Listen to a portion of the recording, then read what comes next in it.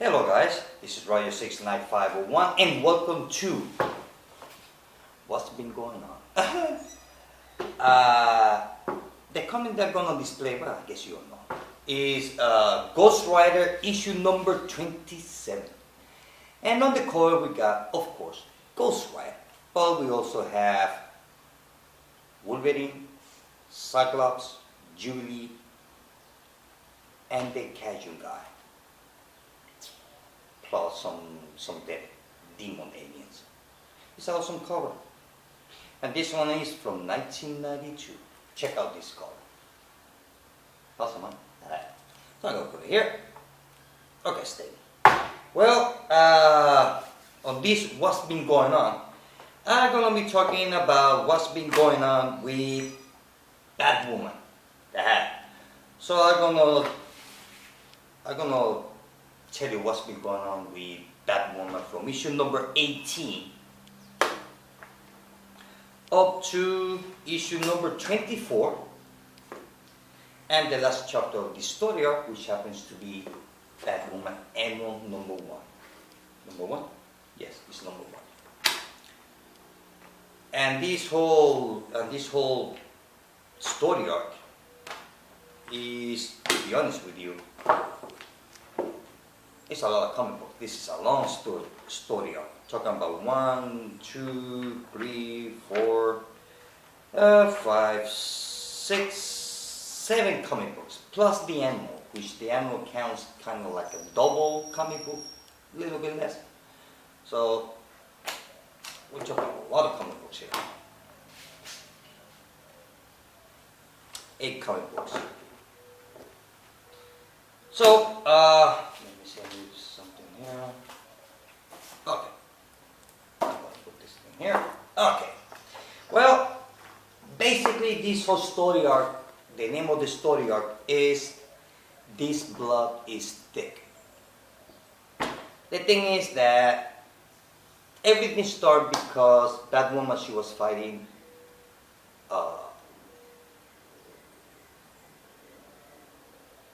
the guy with the eyes, Frost, forgot his name.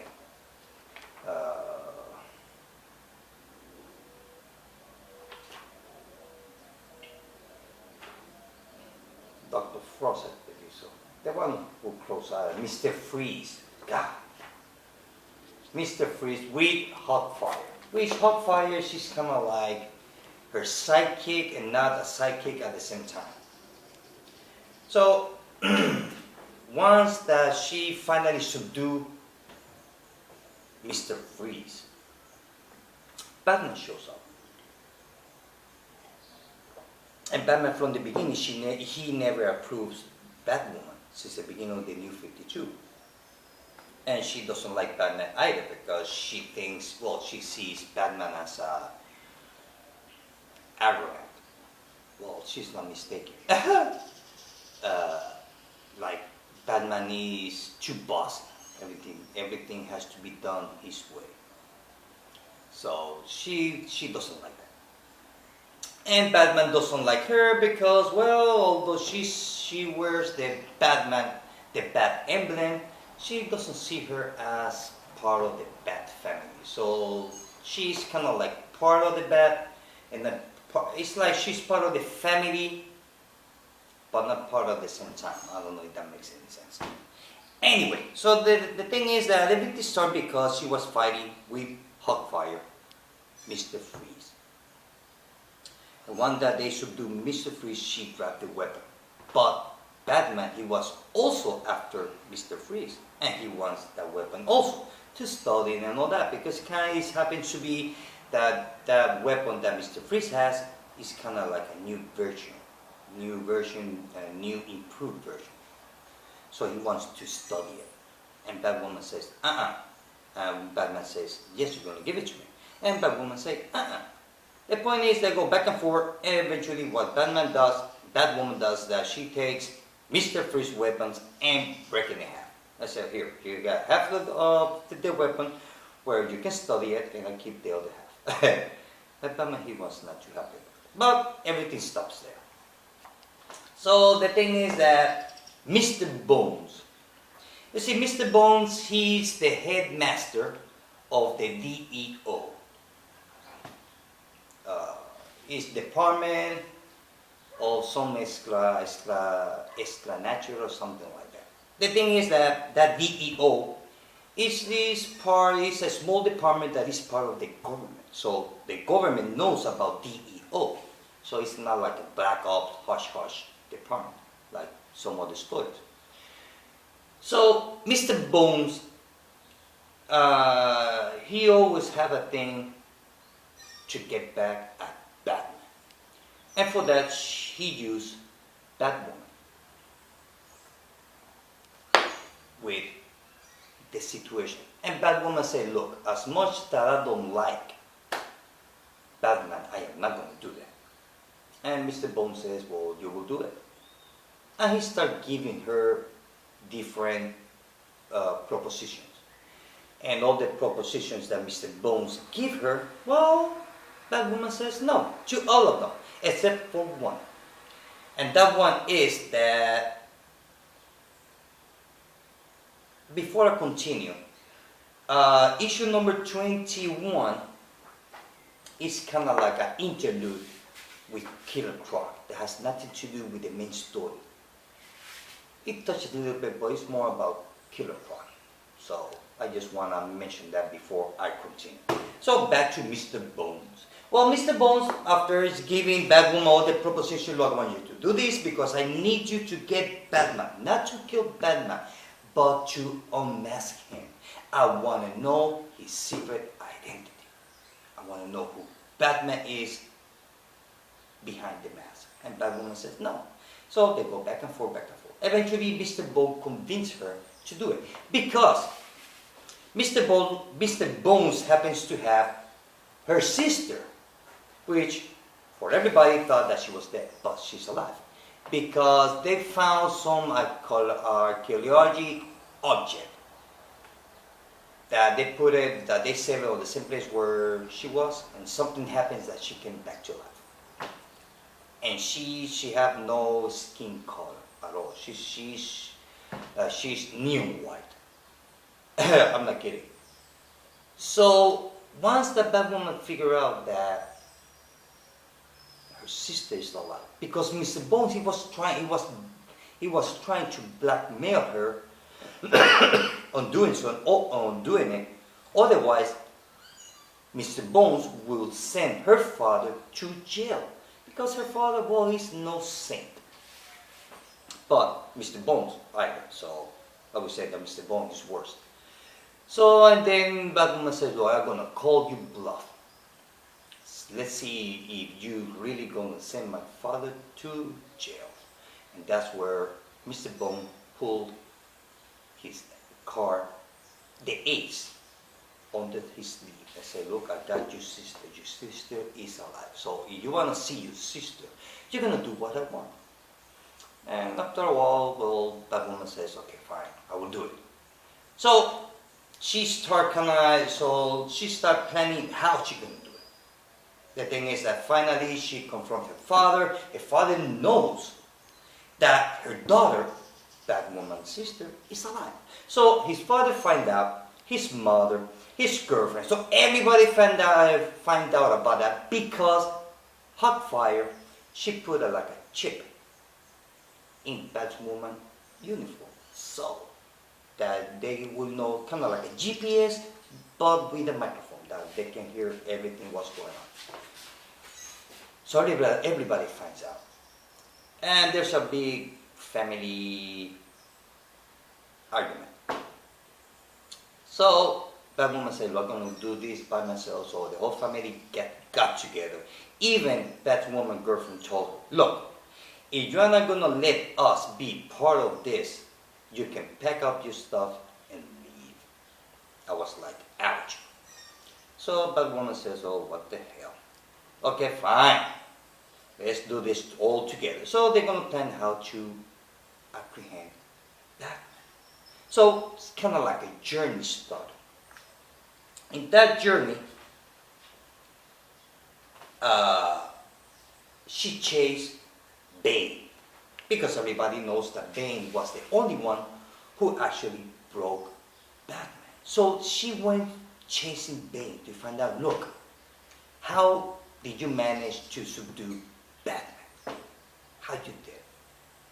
And Ben says, look, well, even though that I did, it wasn't easy for me because you cannot subdue or win or beat Batman face to face. You have to use your brain. You have to come up with sneaky attack. You have to backstab. You have to lie. You have to cheat. Otherwise, it's going to be impossible. And Ben explained her that the way that he did it, which comes to the story of Nightfall, when Batman broke Batman's back by releasing all the bad guys to get Batman to be so tired that it would be easy prey for Bane. That's how Bane broke Batman's back in the 90s. Nightfall. So he can explain her that. And so she kind of let Bane go. She left while the government came in and apprehended Bane, where he's going to be sent to Arkham, supposedly. Okay. The last part of that story arc comes here. Finally, she managed with Mr. Bones. They came up with a plan how to attract Batman to them so that they can trap. Excuse me, kind of like, let's build a trap. And they did it. But we need a bait. So they start using a bait to attract Batman, which actually worked. So finally, and there's a big fight. Now, before I continue, from issue number 24, that was, I believe, that was last year, to find out the end of this story, I had to wait to the annual that came out this year, kind of like 3 or 4 or 5 months later, because after issue 25, I believe so, is the new creator team. So things happen. Back to the story. So they said the trap is set. They're waiting to Batman to show up, and everybody knows that Batman everybody knew that he would do it, and he bite the bait, and they kind of like trap Batman. And there's a big fight between Batwoman and Batman. And believe me, Batman, she kicked Batman's ass, big time. I was surprised. I mean, I know that Batwoman, she's a good fighter, but I didn't know that she would have the ability to actually dominate Batman. So finally, once that was going on, finally when she subdued Batman, they started to talk, and they came up with a plan. And Batman says, look, I know you're not the way you're acting. Something's pushing you to do what are you doing. I know that you're not you. You're someone else. After talking, she kind of like, yeah, well, this is what's going on. So Batman says, well, why let's use this whole situation in our advantage. In a sense, well, let's use this to trap Mr. Bone and have him expose to the world how he really is. And Batwoman says like, well, you know, it's not a bad idea after all. And they said the trap for the trap. That's the fun part. So finally, all that's going on, and Batwoman calls Mr. Bone, say, look, I already have Batman. I have him here, tie him up with some indestructible wire and all that. And she takes Batman to Mr. Bone. But the thing is that the man under the mask is not Bruce Wayne, it's someone else. Because I noticed that Batman knows Batwoman's secret identity. But I'm not sure if Batwoman knows that Batman and Bruce Wayne are the same person. So I don't know about that. Maybe she knows, but they never mention it. So the thing is that they set they set the trap for Mr. Bones. And Mr. Bones fall for it, just like a fly. Bah. The thing is that once Mr. Bones realized that the man under the mask, it was not Bruce Wayne, although he doesn't know who it is, but when he saw the person that was on the mask, he said, "It's no way that it can be you." Which happens to be Batwoman's father. But the real Batman shows up, and there's a big fight. The thing is that Mr. Bone falls kind of like in a catatonic state. So the bad guy of the book, of this story arc, you see, Batwoman says to him, "Look, you're gonna help us." And the guy says, "Look, you can do whatever you want. I've been trained to take a lot of pain, and you can kill me. But I'm not gonna help you to trap Mr. Bones." The thing is that she gave him kind of like a deal. "Look, if you help us, and once that Mr. Bones has fallen, well, it's gonna be an empty chair, and you can be the person to take over that chair, kind of like Game of Thrones, kind of." And the guy said, "Well, wow, since you put it so difficult, well, I'm gonna accept it." So Mr. Bones falls kind of like into some kind of liquid or water, and he ended up catatonic. He's in a coma, big time. They managed to free Batwoman's sister. There's a big fight between, and all the Batman team family shows up, like Nightwing and Batgirl shows up to the fight. There's a big fight between the Bat family and the DEO family, which happens to be part of the government. So there's a big fight and all that. After all, that all the bad guys have been cut,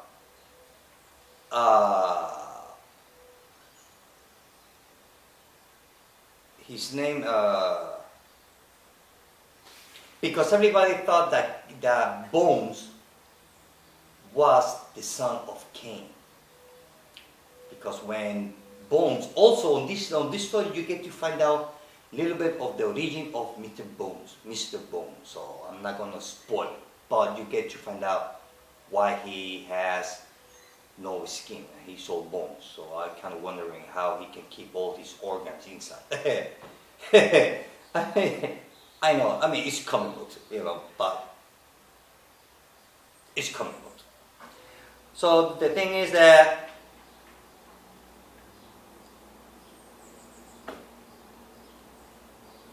once the Bones kind of like he ended up like in a coma ASAP, which happens to be the guy who make a deal with Batwoman to take over Mr. Bones' chair, which I don't know if he's going to be better or he's going to be worse. So he went to the Congress and they start, the congressman asking a question about Mr. Bones and all the days and all that. And ASAP, he says, "Look, I'm going to take over I'm more qualified to take his chair, and I'm going to clean up all the mess that he did. I'm going to run the department, DEO, the way it's supposed to be done." So he took over the chair of Mr. Bones. While Mr. Bones, he's in a hospital, locked up, in a coma. He only has about 20% of brain activity, if he has a brain, because I don't know how a walking skeleton can think. Like I said, it's comic books. That's what I like about comic books. Anything is possible. So that's what the story arc is about. So that's what's been going on with Batwoman. So now, overall, it's a long story arc. I really like it. It was very interesting. The end of it, or this story arc, which happened to be on this annual issue #1, it was really good. I really like it. It was a very good, interesting story, because kind of like it wrapped up Batwoman's life from issue #1 up to there, because now the new creator team shows up, which is the story arc with the Spider-Wolf. the guy who liked to steal paintings, which is in the new creator team. So this kind of like wrap up everything. What is missing from issue number 1 on Batwoman's life up to now. So this story are kind of wrap up everything. So the new creator team can walk in and start fresh without worrying what happened before. Kind of like a clean start. So overall, it's a good story. I like it. I read them all. And I would give it 4 out of 5.